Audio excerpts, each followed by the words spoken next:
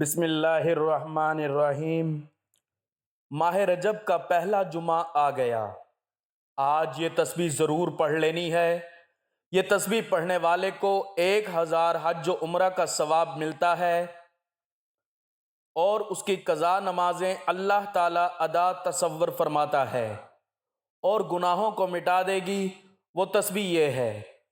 محترم ناظرین، ویسے تو انسان ہر وقت اللہ تعالیٰ کی عبادت، اس کا ذکر اذکار کر کے اپنے دل کو منور کر سکتا ہے، لیکن کچھ اذکار اور تسبیحات ایسی ہیں جو اگر کسی خاص وقت یا کسی خاص لمحے میں کی جائیں تو انسان کی عبادت کو 4 چاند لگ جاتے ہیں، جو اس کی دنیا اور آخرت کو سنوارنے کے لیے بہت اہم ہوتے ہیں۔ تو اسی طرح ہماری آج کی ویڈیو میں ایک ایسی تسبیح کا عمل ہے کہ جو ماہ رجب المرجب کے پہلے جمعۃ المبارک کے دن پڑھ لی جائے تو اللہ پاک اس تسبیح کے پڑھنے والے کو 1000 حج عمرے کا ثواب عطا کرتا ہے۔ اس نے اگر ساری زندگی نمازیں ادا نہ کی ہوں تو اس کی قضا نمازیں ادا تصور ہوتی ہیں اور اس کے تمام گناہ مٹا دیے جاتے ہیں۔ یہ ایسی بابرکت اور طاقتور تسبیح ہے کہ اگر ماہ رجب میں جمعۃ المبارک کے بابرکت دن میں اس تسبیح کو چٹان پر بھی پڑھا جائے تو یہ اس کو بھی ریزہ ریزہ کر دیتی ہے، انسان کی خطاؤں کو ایسے مٹاتی ہے کہ وہ خطا کار تھا ہی نہیں۔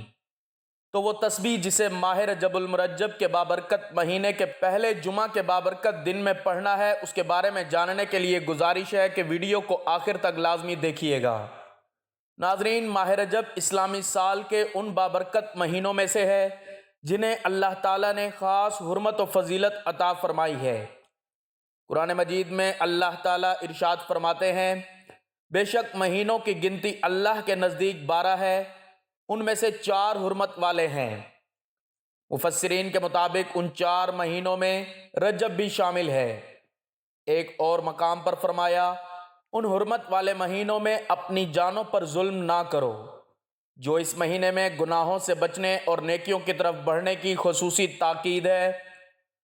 مزید برآں سورۃ الحج آیت 32، سورۃ البقرہ آیت 217، سورۃ المائدہ آیت 2 اور سورۃ الاسراء آیت 1 بھی بالواسطہ طور پر حرمت والے زمانوں اور اللہ کی نشانیوں کے احترام کی طرف رہنمائی کرتی ہیں۔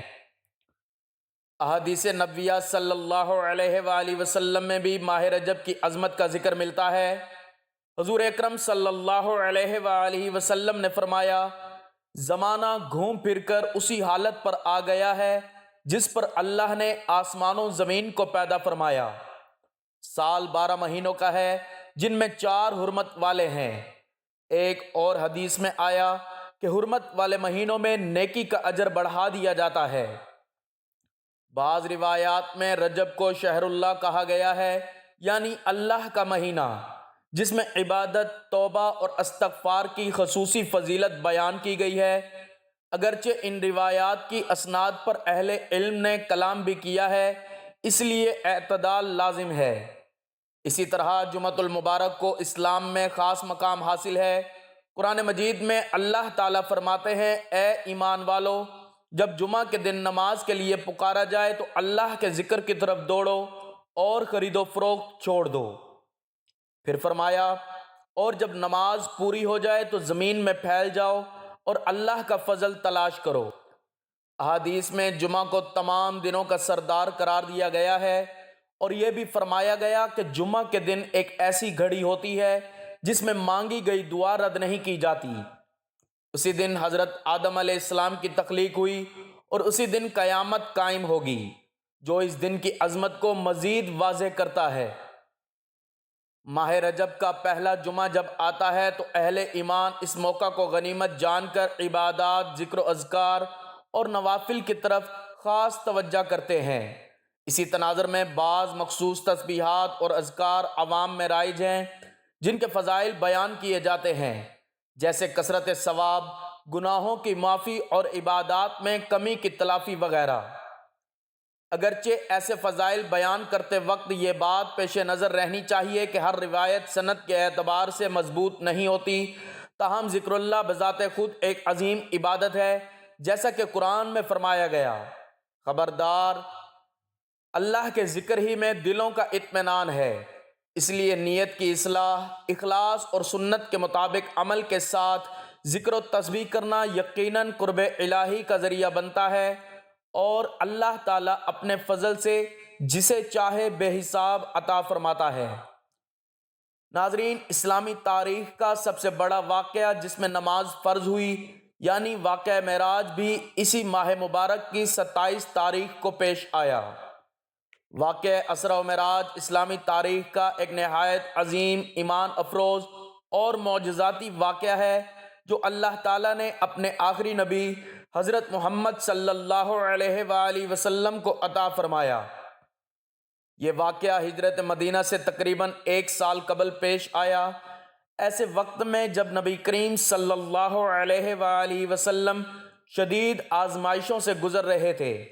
حضرت خدیجہ رضی اللہ تعالیٰ عنہ اور حضرت ابو طالب رضی اللہ تعالیٰ عنہ کا انتقال ہو چکا تھا، اور طائف میں بھی سخت تکلیف دہ سلوک کا سامنا کرنا پڑا تھا۔ ایسے حالات میں اللہ تعالیٰ نے اپنے محبوب صلی اللہ علیہ وآلہ وسلم کو تسلی، عزت اور قرب خاص عطا فرمایا۔ اسرا، مکہ سے بیت المقدس تک کا سفر۔ اسرا کے معنی رات کے وقت سفر کروانے کے ہیں۔ قرآن مجید میں اللہ تعالیٰ فرماتا ہے، پاک ہے وہ ذات جو اپنے بندے کو راتوں رات مسجد حرام سے مسجد اقصی تک لے گئی، جس کے گرد و نواح کو ہم نے برکت دی ہے۔ ایک رات نبی کریم صلی اللہ علیہ وآلہ وسلم کو اللہ کے حکم سے براق نامی سواری پر مکہ مکرمہ سے بیت المقدس مسجد اقصی تک لے جایا گیا۔ وہاں تمام انبیاء کرام علیہم السلام جمع تھے، اور نبی صلی اللہ علیہ وآلہ وسلم نے ان کی امامت فرمائی۔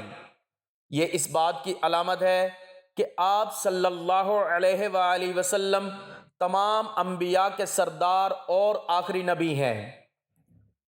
اس کے بعد نبی کریم صلی اللہ علیہ وآلہ وسلم کو آسمانوں کی طرف اٹھایا گیا، جسے معراج کہا جاتا ہے۔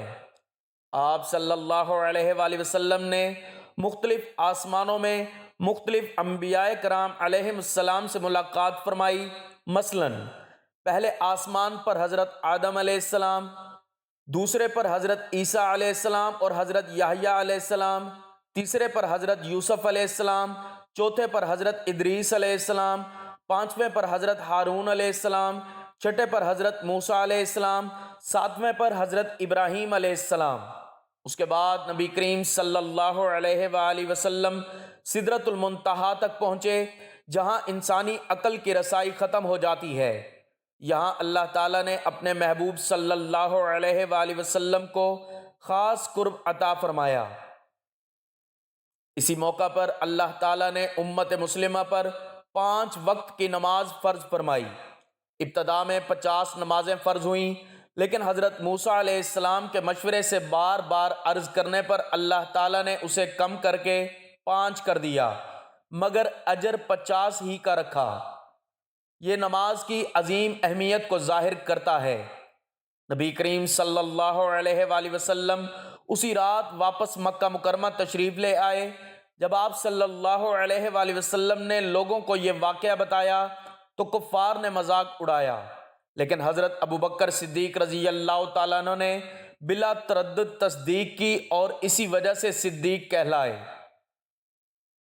ناظرین، رات کا پچھلا پہر تھا۔ مدینہ کی فضاؤں میں سکون اور خاموشی کا راج تھا۔ آسمانوں پر چمکتے ستارے گواہ تھے کہ آج کچھ غیر معمولی ہونے والا ہے۔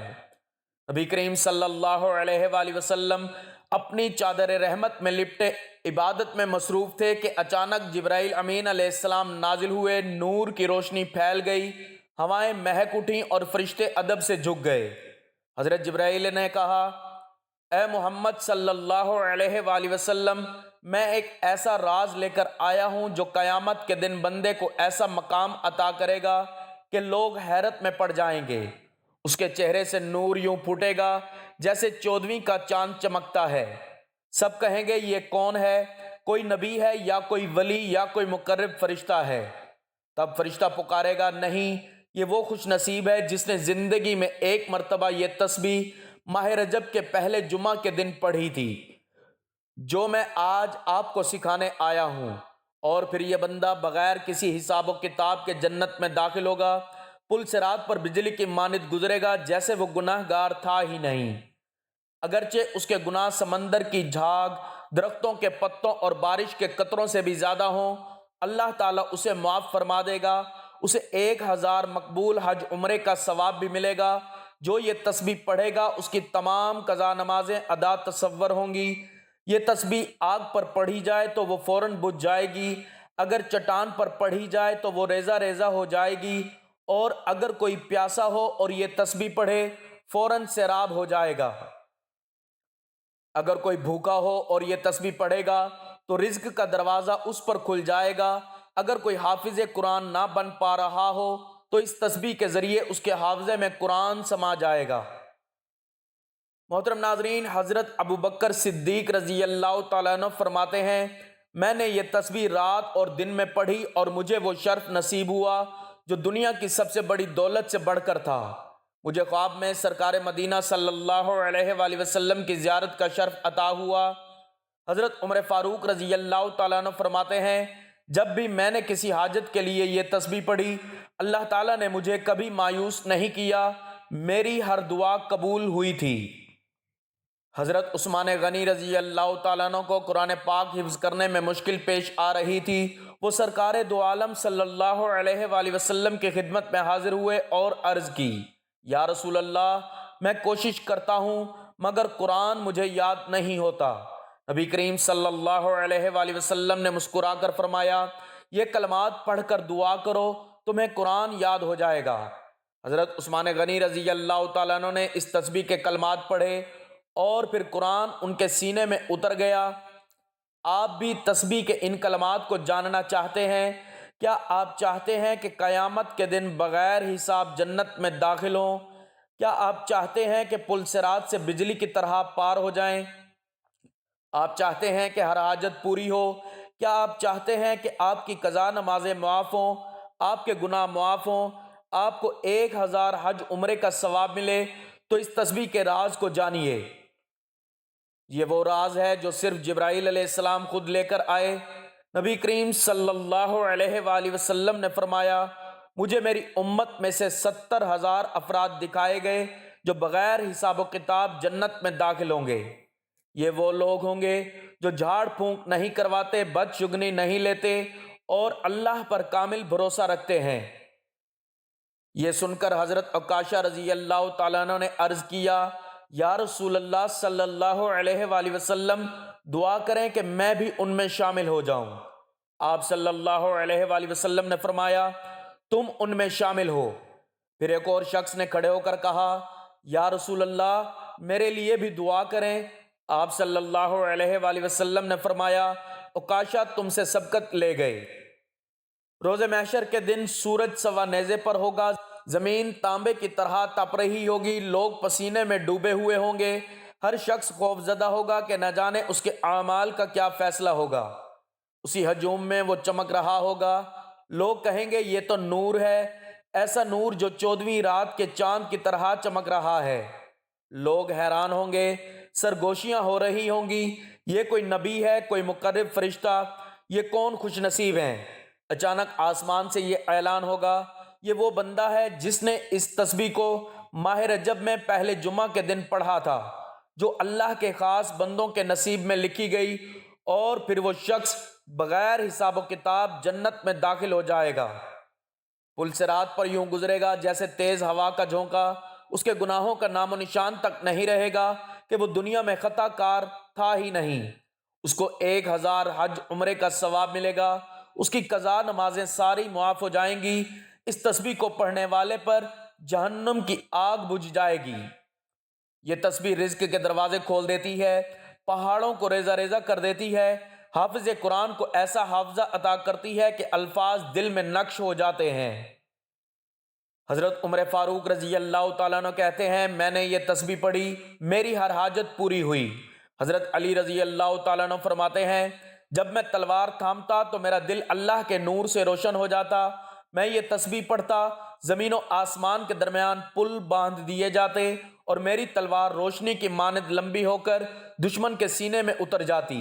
میں جہاں چاہتا میرا وار وہیں پہنچتا اور پہاڑ میرے سامنے پگھل جاتے۔ میری تلوار فولاد کی نہیں تھی بلکہ اس میں اللہ کے حکم کی بجلی دوڑتی تھی۔ دشمن میرا نام سنتے ہی لرز اٹھتے، میدان جنگ میری ضربوں سے گونجنے لگتا اور میں دیکھتا کہ فتح میرے قدموں میں آ گری۔ اللہ نے مجھے وہ ہاتھ عطا کیے جو ظلم کا بوجھ کاٹ دیتے، وہ بازو دیے جو حق کا جھنڈا بلند کرتے، اور وہ نظر دی جو آنے والے وقت کی چالوں کو بھانپ لیتی۔ مجھے جنگوں میں کامیابی میری طاقت سے نہیں بلکہ اس کامل یقین سے ملی کہ میں حق پر تھا، اور حق کی حمایت میں میرا ہر وار بجلی کی کڑک اور ہر قدم شیر کی گرج تھا۔ یہ وہ خزانہ ہے جسے جبرائیل امین علیہ السلام خود لے کر آئے، وہ راز جو قیامت میں نجات کا ذریعہ بنے گا۔ یہ ایک حیران کن منظر تھا۔ ناظرین، ایک بار صحابہ کرام رضی اللہ تعالیٰ عنہ نبی کریم صلی اللہ علیہ وآلہ وسلم کے گرد بیٹھے ہوئے تھے کہ اچانک ایک اجنبی شخص مسجد میں داخل ہوا۔ اس کے کپڑے نہایت سفید، بال کالے اور سفر کے کوئی آثار نہ تھے۔ کسی نے اس سے پہلے نہیں دیکھا تھا۔ وہ نبی کریم صلی اللہ علیہ وآلہ وسلم کے قریب آیا، بالکل سامنے بیٹھ کر گھٹنوں سے گھٹنے ملا دیے، ہاتھ اپنی زانوں پر رکھ دیے۔ اس نے کہا، اے محمد صلی اللہ علیہ وآلہ وسلم، مجھے اسلام کے بارے میں بتائیے۔ رسول اللہ صلی اللہ علیہ وآلہ وسلم نے فرمایا، اسلام یہ ہے کہ تم گواہی دو کہ اللہ کے سوا کوئی معبود نہیں اور محمد صلی اللہ علیہ وآلہ وسلم اللہ کے رسول ہیں۔ نماز قائم کرو، زکوٰۃ ادا کرو اور رمضان کے روزے رکھو، اور استطاعت ہو تو حج کرو۔ اجنبی نے کہا، آپ نے سچ فرمایا۔ صحابہ کرام حیران تھے۔ یہ شخص سوال بھی کر رہا تھا اور خود ہی جواب کی تصدیق بھی کر رہا تھا۔ پھر اس نے پوچھا، ایمان کے بارے میں بتائیے۔ آپ صلی اللہ علیہ وآلہ وسلم نے فرمایا، ایمان یہ ہے کہ تم اللہ اور اس کے فرشتے، اس کی کتابوں، اس کے رسولوں، قیامت کے دن اور تقدیر پر ایمان رکھو، چاہے وہ اچھی ہو یا بری۔ اس شخص نے پھر وہی کہا، آپ نے سچ فرمایا۔ پھر اس نے پوچھا، مجھے احسان کے بارے میں بتائیے۔ رسول اللہ صلی اللہ علیہ وآلہ وسلم نے فرمایا، احسان یہ ہے کہ تم اللہ کی عبادت ایسے کرو جیسے تم اسے دیکھ رہے ہو، اور اگر یہ نہ ہو تو کم از کم یہ یقین رکھو کہ وہ تمہیں دیکھ رہا ہے۔ پھر اس اجنبی نے قیامت کی نشانیاں پوچھی اور کچھ نشانیوں کا ذکر کرنے کے بعد وہ چلا گیا۔ نبی کریم صلی اللہ علیہ وآلہ وسلم نے صحابہ سے پوچھا، جانتے ہو یہ کون تھا؟ صحابہ نے کہا، اللہ اور اس کا رسول صلی اللہ علیہ وآلہ وسلم بہتر جانتے ہیں۔ آپ صلی اللہ علیہ وآلہ وسلم نے فرمایا، یہ جبرائیل تھے جو تمہیں تمہارا دین سکھانے آئے تھے۔ نبی کریم صلی اللہ علیہ وآلہ وسلم نے فرمایا، قیامت سے پہلے دجال ظاہر ہوگا جو دنیا کا سب سے بڑا فتنہ ہوگا۔ وہ ایک آنکھ سے کانا ہوگا، اس کی دوسری آنکھ انگور کی طرح ابری ہوئی ہوگی۔ وہ لوگوں کو جنت اور جہنم دکھائے گا، لیکن اس کی جنت اصل میں جہنم ہوگی اور اس کی جہنم اصل میں جنت ہوگی۔ صحابہ کرام حیران ہو کر سن رہے تھے۔ آپ صلی اللہ علیہ وآلہ وسلم نے مزید فرمایا، وہ زمین میں 40 دن تک رہے گا، لیکن وہ دن اس طرح ہوں گے، پہلا دن 1 سال کے برابر، دوسرا دن 1 مہینے کے برابر، تیسرا دن 1 ہفتے کے برابر، اور باقی دن عام دنوں جیسے ہوں گے۔ صحابہ نے فوراً پوچھا، یا رسول اللہ صلی اللہ علیہ وآلہ وسلم، وہ جو دن 1 سال کے برابر ہوگا، کیا اس میں ہم صرف 5 نمازیں پڑھ سکیں گے؟ آپ صلی اللہ علیہ وآلہ وسلم نے فرمایا، نہیں، بلکہ وقت کا حساب کر کے نمازیں ادا کرنا۔ پھر آپ صلی اللہ علیہ وآلہ وسلم نے فرمایا، دجال پوری زمین پر تیزی سے سفر کرے گا جیسے بادلوں کو ہوا اڑاتی ہے۔ وہ مدینہ اور مکہ میں داخل نہیں ہو سکے گا کیونکہ وہاں فرشتے اس کی حفاظت کریں گے۔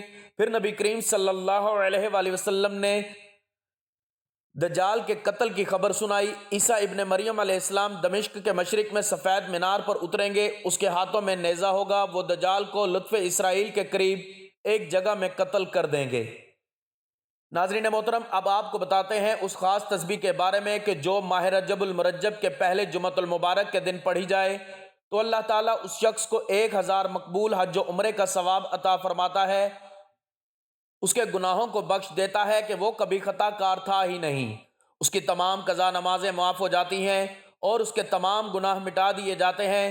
ان کلمات کے ذریعے رزق میں فراوانی ہوتی ہے، اور وہ بابرکت تسبیح ہے کہ جس کا ترجمہ ہے کہ اللہ کے سوا کوئی معبود نہیں، وہی بادشاہ ہے سچا اور ظاہر ہونے والا، یعنی ہر چیز کو واضح کرنے والا۔ اللہ کے سوا کوئی معبود نہیں، وہی فیصلہ کرنے والا ہے، انصاف کرنے والا ہے، اور مضبوط یعنی زبردست طاقت والا۔ اور ہمارا رب وہی ہے جو ہمارے پہلے ماں باپ دادا کا بھی رب تھا۔ اے اللہ، تیرے سوا کوئی معبود نہیں، تو پاک ہے، بے شک میں ہی ظالموں میں سے تھا۔ تو ناظرین محترم، وقت کی نزاکت کو مد نظر رکھتے ہوئے آپ کو بتاتے ہیں کہ آپ نے اس تسبیح کو کب، کہاں، کیسے اور کتنی تعداد میں پڑھنا ہے۔